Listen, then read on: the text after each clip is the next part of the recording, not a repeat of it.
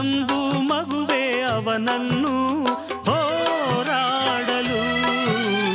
ಭಯವನ್ನು ಬಿಡು ನನ್ನ ಮಗುವೆ, ನಾನು ಎಂದು ನಿನ್ನ ಹಿಂದೆ ಇರುವೆ.